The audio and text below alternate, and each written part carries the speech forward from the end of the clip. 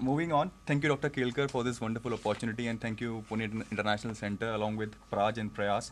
This is so you could log in to this website indiaenergy.gov.in, and which is the entire tool and model is housed within this website, and within this website you'll get an option of there's an Excel model and there's an web tool as well. So as you click onto the web tool, this user interactive dynamic front end will come up. Now, if you look towards these demand sectors, then in the middle is the supply, and these two are the supply sectors. There are 4 buttons. So 1, 2, 3, 4. These are actual scenarios.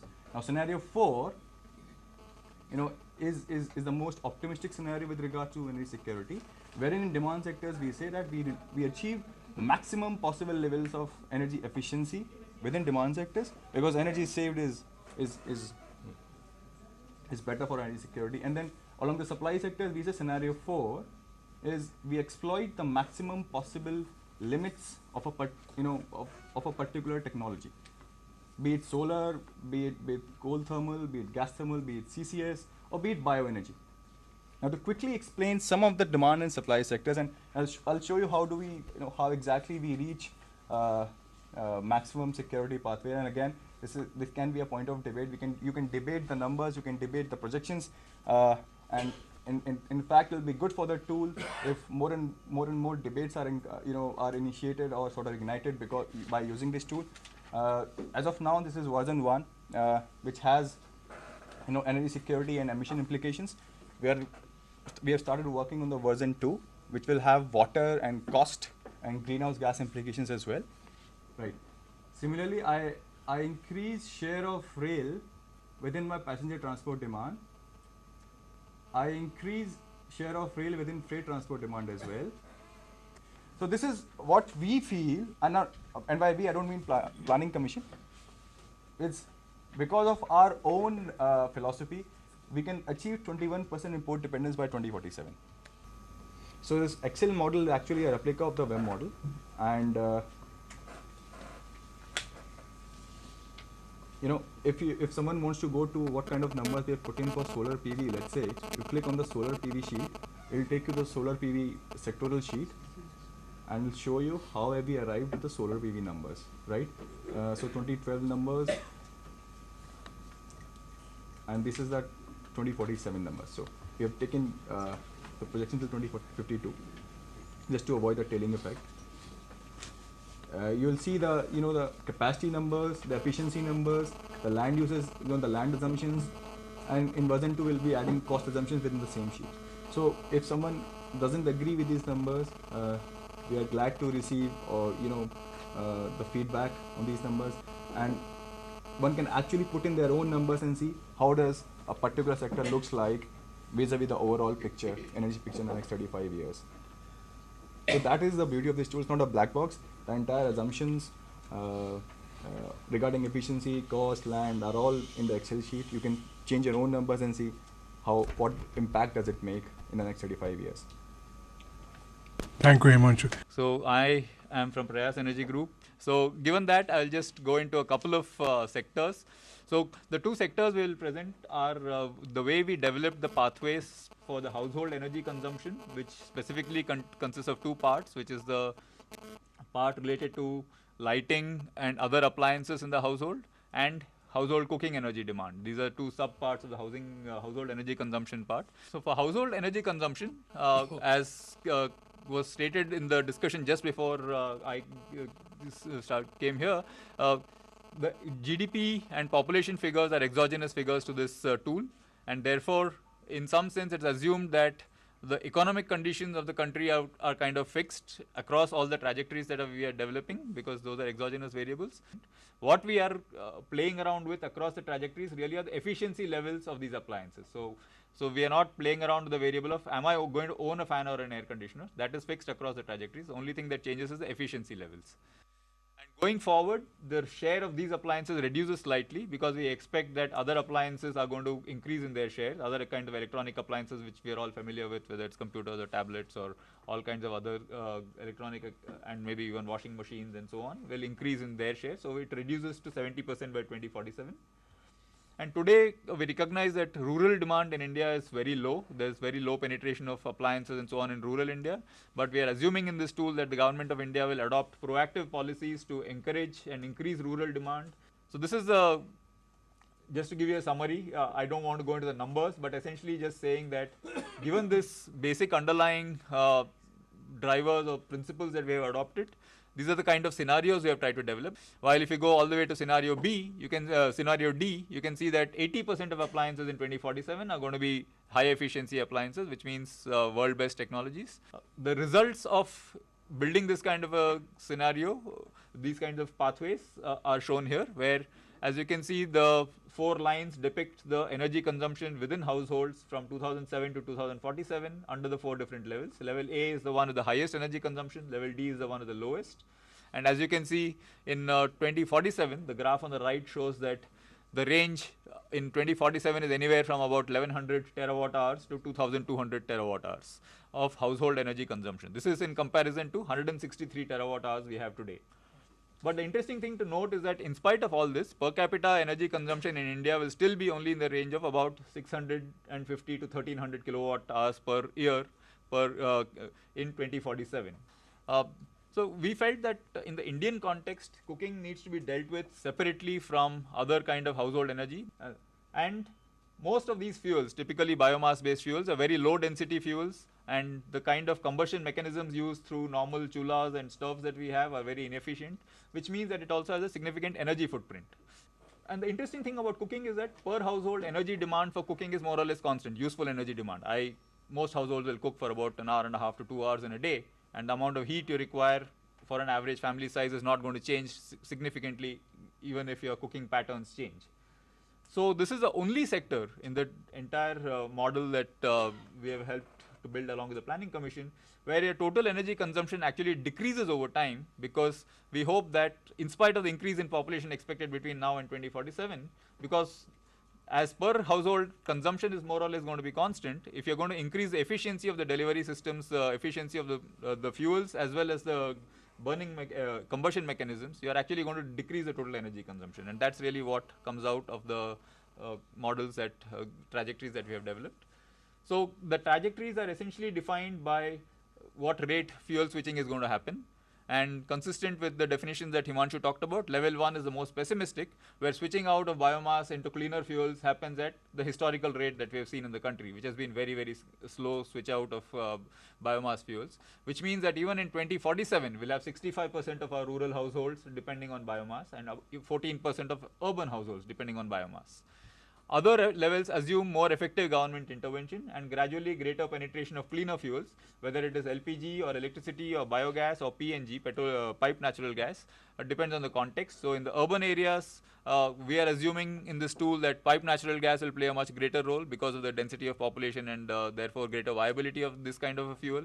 While in rural areas, we assume it will be a mix of LPG, electricity, biogas, and a limited penetration of piped natural gas. Urban areas, we also assume, of course, increased uptake of electricity for cooking, because with increased efficiency of induction cook stoves, it may not be as bad an option as electric cooking was until recently. So this is again, just as we did in the other case, a table to show you roughly what the numbers look like. Again, we don't want to go into the details of it, but as you can see, in urban areas, LPG penetration actually in level 1 stays at 39% in level 1, but goes down to 18% in level 4, and PNG increases to 68% from the current levels. Electricity also increases up to 12%. From 5% currently, it goes up to 12%. Most importantly, others, which includes biomass significantly, go down from 14% in level 1 in 2047 in the urban context to just 1% in level 4. And in rural areas, it goes down from 69% to 28%. Not only does biomass-based cooking go down in percentage, we also assume that whatever is there by about 2032 or so switches completely to cleaner biomass cook stoves at least. So even if the fuel is still biomass, it may be energy inefficient, but at least the other aspects are partly addressed through cleaner cook stoves. So the energy consumption trajectories look like this. As I said, this is or I'm pretty sure the only sector in which energy consumption comes down over the years because of this increase in efficiency that we're talking about, in spite of the increase in the number of households that's expected. So the numbers go down from about 4,200 petajoules to anywhere from about 2200 or 2300 petajoules. So about half, it comes down to about half if we can aggressively pursue clean cooking options.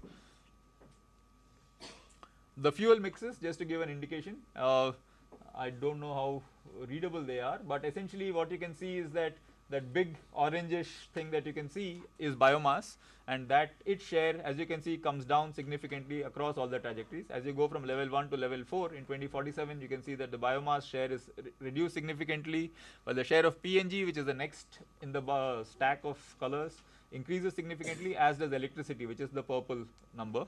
The bottommost green is LPG, which more or less remains constant, because what we are assuming is that as urban areas start picking up on PNG aggressively, the LPG that is released from the urban areas actually can get distributed in the rural areas. So we are not significantly increasing the consumption of LPG. It does go up a little bit, but the same LPG is used to provide cleaner cooking options to the rural areas. So I think I've talked about most of these things. This is a sector in which energy consumption goes down, and we believe that rural biomass use will get replaced by these cleaner fuels. And one other thing that just wanted to mention, which is that this is not the end of the tool. Himanshu also kind of alluded to it in his presentation. We are going to have future versions. There is a version 2 that the Planning Commission is already actively working on. And some of the things that we want to do in version 2 I've listed out here in the context of household cooking. But we would also welcome comments from everybody regarding what kind of improvements you would like to see in version 2, both in terms of the kind of interface that the tool provides, as well as in terms of the kind of content within the tool. So both of them, Planning Commission and its knowledge partners would be happy to receive comments from everybody here. Ashwin? Very broadly, I won't go into the details of the numbers, the scenarios, you know the philosophy behind it. The renewable scenarios that I'm presenting are a combination of 5 individual scenarios on solar PV, solar thermal, that is solar CSP, wind onshore, wind offshore, and small hydro. So what I'm showing you is a combination of 4 scenarios across 5 sectors. It was a bit tricky developing these scenarios, because we have some projections up to the 13th plan, 2022, but beyond that, it's really anybody's guess at this moment. We have certain research reports, so we have looked at that. We have some intermediate data points of 27 or 32, which we have tried to play around it. And the resource potential was the sort of ultimate technical constraint on renewable energy. So just a guiding philosophy for least effort. Essentially, it's like a policy paralysis scenario where targets are not met and capacity growth beyond the next 5 years is very less. And so you have a growth rate of around 5% over 35 years. The determined scenario, scenario 2, is we follow the 12th and 13th plan targets as per the Planning Commission, resulting in a CAGR of around 9% over 35 years. Trajectory 3 assumes a slightly higher aggressive pathway compared to the determined pathway, but it still does not meet your National Action Plan on Climate Change targets for 2022. And the heroic effort is one in which you are actually meeting the NAPCC target. So that's up to the philosophy up till 22, and then it sort of diverges even more. So this is what the 4 scenarios for renewable energy look like. They are the 2 ranges, the heroic on 4 and the least effort on 1, vary by around 30 or 35 times. So presently we are at 30 gigawatts installed in the country, and least effort leads us to around 120 gigawatts by 2047. That's around 4 times, and the heroic effort leads us to around 1200 gigawatts, which is around 40 times. So that is the range of the 4 scenarios, and the 2 ones are intermediate in that. So the lines show you the capacity addition, whereas the box shows you the generation, the actual kilowatt hours generated in each scenario, and coming from each different source. That is, wind offshore is the light green, onshore is the offshore is the dark green, solar PV is the sort of light orange, CSP is dark orange with significant storage, and the smallest sliver in that stack is small hydro. Again, I don't want to get into the numbers because this is a combination of lots of assumptions and numbers, but we can debate that once we come to questions. So just to compare what happens, how does going from a sort of baseline scenario, which is the determined scenario where all your demand and supply options are at 2, which is close to present government policy. If we increase all the clean energy supplies to 3, make it aggressive, then your coal imports come down from 61 to 52%, around a 10% drop in coal imports, and equivalent 8 or 9% drop in overall imports. And if you look at emissions, they come down from, and all these numbers are for 2047, the terminal year for the tool.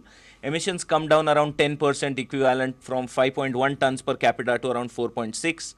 However, land requirement, because renewable energy is slightly more land intensive than coal and other sources, goes up from 419 million hectares to around 650 million hectares.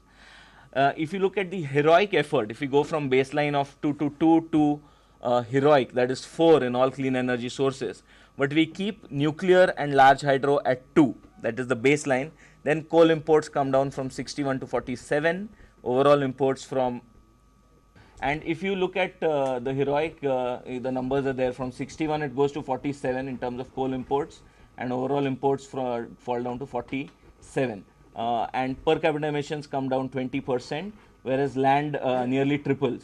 And the numbers I'll check again. But curiously, in this scenario, you have, because this tool is not optimizing for balance and demand and supply, this is just an accounting framework. If you go for these choices, you have around 800 billion units, which you have excess of 800 billion units. So you're actually, this is not a viable scenario. You'll have to reduce some of your choices in terms of supply.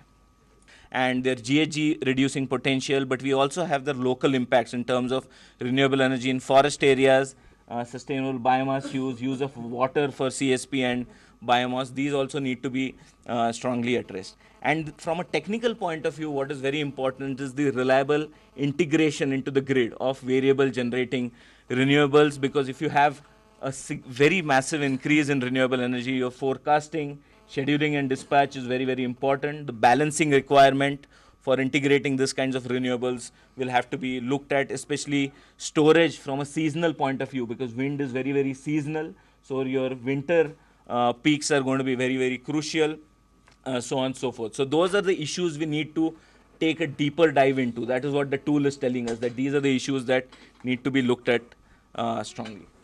Thank you so much for coming today. Thank you all.